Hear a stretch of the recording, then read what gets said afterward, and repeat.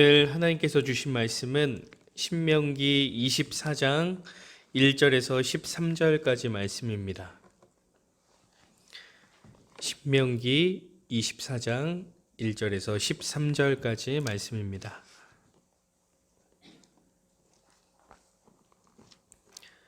우리 다 같이 한 목소리로 합독하도록 하겠습니다.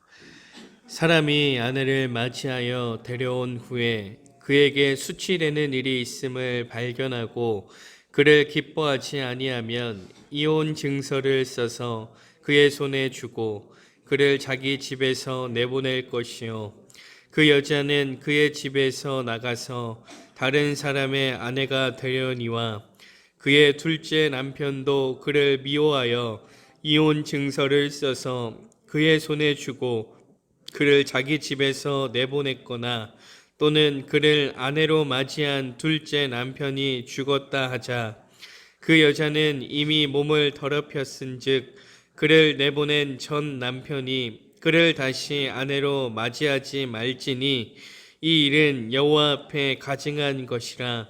너는 내 하나님 여호와께서 내게 기업으로 주시는 땅을 범죄하게 하지 말지니라. 사람이 새로이 아내를 맞이하였으면 그를 군대로 내보내지 말 것이요 아무 직무도 그에게 맡기지 말 것이며 그는 1년 동안 한가하게 집에 있으면서 그가 맞이한 아내를 즐겁게 할지니라. 사람이 맷돌이나 그 윗짝을 전당 잡지 말지니 이는 그 생명을 전당 잡음이니라. 사람이 자기 형제 곧 이스라엘 자손 중 한 사람을 유인하여 종으로 삼거나 판 것이 발견되면 그 유인한 자를 죽일지니 이같이 하여 너희 중에서 악을 제할지니라. 너는 나병에 대하여 삼가서 레위 사람 제사장들이 너희에게 가르치는 대로 내가 힘써 다 지켜 행하되 너희는 내가 그들에게 명령한 대로 지켜 행하라. 너희는 애굽에서 나오는 길에서 내 하나님 여호와께서 미리암에게 행하신 일을 기억할지니라. 내 이웃에게 무엇을 구워줄 때에 너는 그의 집에 들어가서 전당물을 취하지 말고 너는 밖에 서 있고 내게 꾸는 자가 전당물을 밖으로 가지고 나와서 내게 줄 것이며 그가 가난한 자이면 너는 그의 전당물을 가지고 가지 말고 해 질 때에 그 전당물을 반드시 그에게 돌려줄 것이라. 그리하면 그가 그 옷을 입고 자며 너를 위하여 축복하리니 그 일이 내 하나님 여호와 앞에서 내 공의로움이 되리라. 아멘. 그리스도인들을 세 종류로 분류한다면 이렇게 분류할 수 있을 것 같습니다. 첫 번째는 영향력이 없는 그리스도인입니다. 말 그대로 말만 그리스도인이지 아무런 영향력이 없는 그리스도인이지요. 두 번째는 자신에게만 영향력이 있는 그리스도인입니다. 자신의 믿음만 간신히 지켜나가는 그리스도인입니다. 마지막으로 세 번째는 선한 영향력을 나타내는 그리스도인입니다. 자신의 믿음을 지키는 것뿐만이 아니라 선한 영향력을 나타내는 그리스도인이죠. 우리 성도님들은 이 세 종류의 그리스도인 중에 어디에 속한 것 같습니까? 바라기는 우리 성도님들이 영향력이 없는 그리스도인이 아니라 자신에게만 영향력이 있는 그리스도인이 아니라 선한 영향력을 나타내는 그러한 그리스도인이 되길 소망합니다. 어제 말씀을 이어서 오늘 본문도 여러 가지 규정에 대한 말씀이 이어집니다. 오늘 말씀을 준비하면서 이 본문의 말씀이 영향력 있는 그리스도인이 되기를 바라는 하나님의 마음을 엿볼 수 있습니다. 1절에서 5절은 이 결혼 관계에 대한 말씀입니다. 하나님께서는 남자와 여자가 합하여 한 몸이 될 것이다 라고 말씀하셨습니다. 그런데 오늘 본문에 보면 하나님께서는 특별한 경우에 이혼을 허용하셨습니다. 이것은 우리의 악함 때문에 일어난 결과입니다. 우리의 악함 때문에 더 악화되는 것을 방지하기 위한 하나님의 뜻이 담겨진 것이라는 것이죠. 그러나 하나님께서 진정으로 원하시는 것은 무엇입니까? 남편이나 아내가 가정에서 선한 영향력을 나타내는 겁니다. 5절 말씀을 보십시오. 아내를 새로이 맞이한 남편에게 어떤 직무도 맡기지 않고 1년 동안 집에 있도록 하나님은 명령하시면서 이렇게 말씀하십니다. 아내를 즐겁게 할지니라. 가정에서 아내에게 선한 영향력을 나타내라는 것이죠. 우리 성도님들이 가정에서 선한 영향력을 나타내는 그러한 그리스도인들이 되길 소망합니다. 예수님을 닮은 성도님들의 모습을 통해서 가정이 화목해지고 아름답게 세워지는 은혜가 있기를 소망합니다. 계속해서 이어지는 7절에서는 사람을 납치하거나 유괴해서 팔아넘기거나 종으로 삼은 자를 하나님께서는 쳐 죽여서 이스라엘 중에 악을 제하라 말씀하십니다. 그리스도인들은 이와 반대된 삶으로 선한 영향력을 나타내야 됩니다. 예수님께서 그러셨듯이 값없이 섬기고 사랑하고 나눠줄 줄 아는 선한 영향력을 가진 그리스도인이 되어야 된다는 겁니다. 그리스도인들은 불법으로 이익을 창출해내는 사람들이 아닙니다. 불법으로 어떤 유익과 만족을 얻어내려고 하는 사람들이 아닙니다. 그저 예수님이 주신 그 은혜가 감사해서 그 은혜를 기억하며 예수님의 사람으로 살아갔을 뿐인데 주님이 은혜를 주시는 삶이 그리스도인의 삶입니다. 세상의 힘으로 이익을 창출하려고 하지 않아도 세상의 힘으로 어떤 유익과 만족을 얻어내려고 하지 않아도 예수님의 사람으로 살아낸다면 세상의 어떤 값진 것보다 더 귀한 것으로 우리의 삶을 채워주시는 예수님의 은혜를 경험하게 될 줄 믿습니다. 그뿐만이 아니라 주의 선한 영향력이 우리를 통해서 이 땅 가운데 나타나게 될 겁니다. 그런가 하면 8절, 9절에서는 나병에 대한 말씀을 하고 있습니다. 지금은 아니지만 그 당시의 나병은 하나님께서 주시는 병입니다. 9절 말씀에 하나님께서 미리암에게 행하신 일을 기억하라고 말씀하시는 것을 볼 때 이를 더 잘 알 수 있는 것 같습니다. 미리암은 하나님께서 세우신 모세에게 도전을 함으로 인해서 이 문둥병에 걸리게 되죠. 이 나병에 걸리게 됩니다. 하나님께서는 이 나병에 걸렸을 때 하나님께서 말씀하시는 명령을 지키고 행하라고 말씀하십니다. 이때 하나님께서는 이 레위인을 통해서 가르치실 것이다 라고 말씀을 하시는데요. 우리가 이 레위인과 같은 삶을 살아가야 됩니다. 나병과 같은 죄로 물든 누군가가 있을 때 우리 성도님들은 이 레위인들처럼 예수님의 뜻을 온전히 가르치고 전하고 나타내므로 선한 영향력을 나타내야 된다는 겁니다. 죄의 사슬에 매여 있는 자가 있다면 그 죄의 사슬을 풀어주는 그리스도인이 되어야 될 줄 믿습니다. 마지막으로 6절 그리고 10절, 13절 말씀을 보면 하나님께서는 돈을 빌려준 자, 그리고 전당물을 빌린 자에게 함부로 행동하지 말라고 말씀하십니다.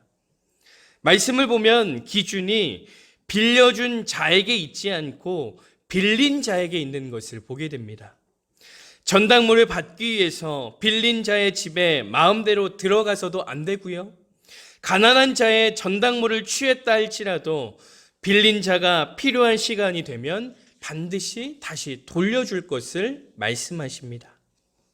13절에 보면 이러한 행동은 빌린 자가 빌려준 자를 축복하게 되는 은혜를 입게 될 것을 말씀함과 동시에 하나님 앞에 공의로움이 된다.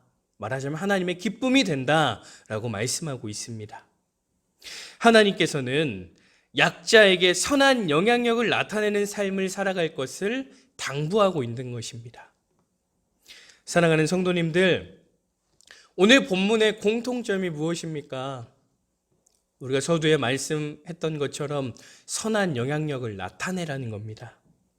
가정에서, 이웃에서, 그리고 교회 공동체의 세상에 선한 영향력을 나타내라는 겁니다.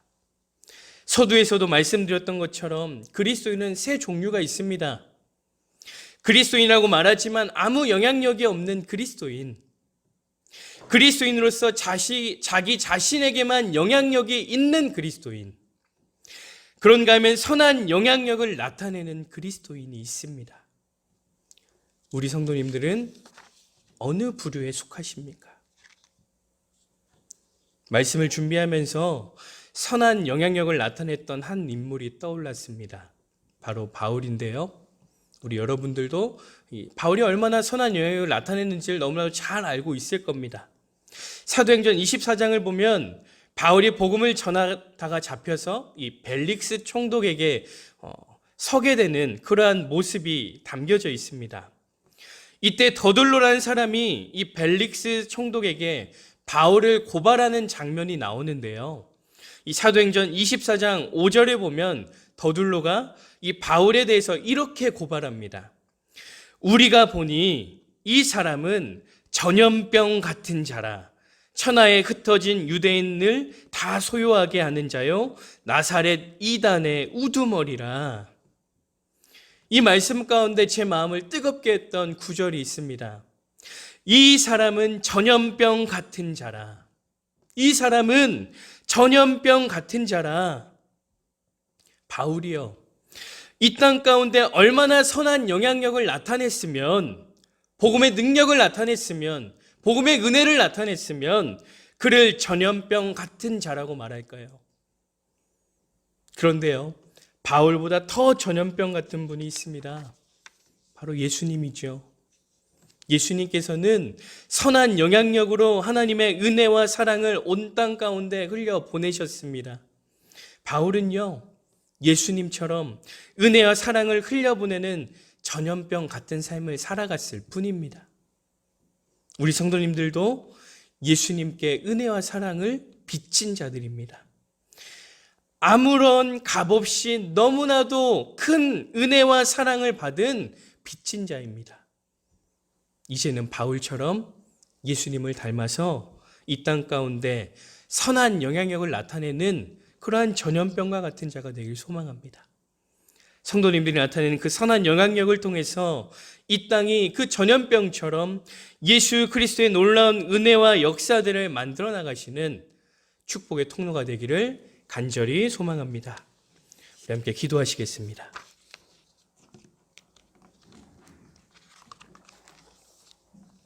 주님, 우리를 세상의 빛과 소금으로 세워주셔서 이 땅 가운데 주의 선한 영향력을 나타내는 축복의 통로로 세워주시니 감사를 드립니다.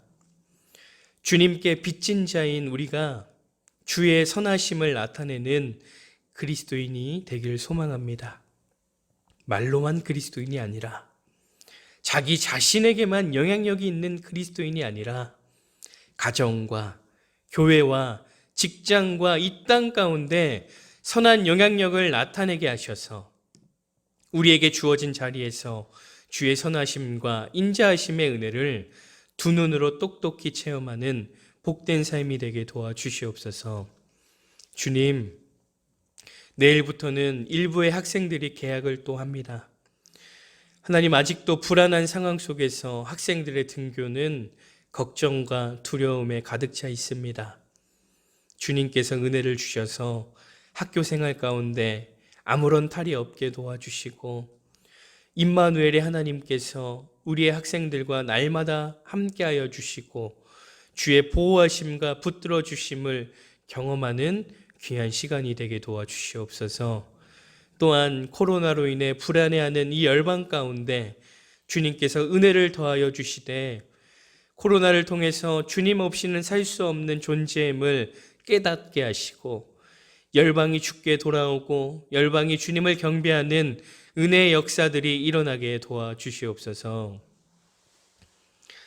지금은 길이요 진리요 생명이요 부활이신 우리 구주 예수 그리스도의 은혜와 예수 그리스도를 통해 우리에게 영원한 생명을 주신 하나님 아버지의 크신 사랑하심과 우리가 이 땅에 살면서 예수님을 믿게 하시고 그 신앙 고백으로 이 새벽에 나와 예배하게 하시는 성령의 함께 하심과 교통하심이 주님께서 이 땅 가운데 선한 영향력을 나타내신 것처럼 주님을 닮아 이 땅 가운데 선한 영향력을 나타내는 예수님의 사람이 되기로 결단하고 다짐하는 사랑하는 우리 성도님들과 성도님들의 가정과 부모님과 자녀와 생업 위에 우리 교회와 민족과 저 북한에 있는 동포들과 지금도 해외에 나가서 선교하시는 선교사님들과 그들의 가정과 사역 위에와 우리가 날마다 중보하는 고3 학생들과